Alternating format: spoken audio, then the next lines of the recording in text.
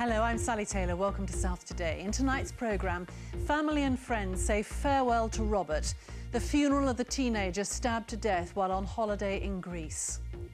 One comes to terms with the death of somebody older, but a lad in their teens, late teens, that's really hard to come to terms with. £9,000 stolen from this man, but the robber is ordered to pay back just £1. Well, I was shocked. I thought to myself, what's happening here? £1? Too close for comfort. Portland Coast Guard warned travellers to move away. And worth $500,000, but not for sale. We hear the story behind the paintings inspired by the rock album Tommy. Thanks. Now, music and art, literally, because it's a classic album from the heyday of rock. Tommy was released by The Who in 1969 and went on to become a Ken Russell film. Part of the film was shot on Portstown Hill. I'm your brother Ernie, and I welcome you to Tommy's holiday camp. The camp with the difference, never mind the weather. Keith Moon is the wonderful Uncle Ernie. Well, the album also went on to inspire a series of paintings commissioned by The Who for a book about the band. They now belong to Paul Kelly from Southampton, who told me a little earlier today about how they ended up in his possession. I inherited the artwork from the artist John Davis, who passed away in 2006. I was his main beneficiary to his will. And you obviously knew him. Was I he a knew friend? him, yeah, we were very close. We joined a Living History Society where we dressed up as Roman soldiers. Oh, right, so reenactments. Yes. Now, are you a Who fan? So, in between yes and no. I do know about The Who, and I've got all their collections and their singles and everything, but I was at that stage when they first started, a bit too young.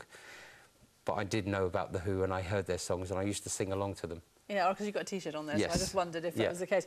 This is all based on Tommy. Yes, isn't it is. The film Tommy. It now, is. That's the inspiration for John, obviously, when he created this? When he bought the LP in 1969, when Pete released the Tommy, it inspired John to do artwork, which then inspired Roger Daltrey and Pete Townsend to commission John to do the artwork for the book that they brought out in 1977. And it's called A Decade of The Who, their first 10 years, from 65 to 75. Extraordinary. And it's quite interesting, the style of some of these. I mean, there's that sort of Egyptian feel to some of them. Now, that's intentional, That obviously. is intentional, because John was into the Egyptians, also the Great Western Railway, but he portrayed the band into the artwork as he heard each song. So he would like, that one there, the very large one, is Tommy's Holiday Camp.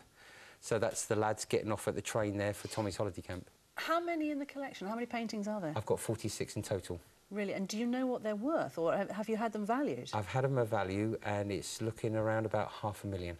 Would you sell them? No, not selling them. Ever? Never, never. Because I'm going to actually design a website to run them off as posters and T-shirts for the Who fans around the world.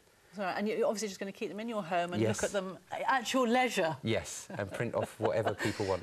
Paul, it's lovely to meet you, and thank you so much for bringing the paintings in, because they're fabulous. They are, thank you. Something very special to own, isn't it? Very entrepreneurial, Really, very entrepreneurial as well, isn't it? All right, we had the rain today. We did. A lot.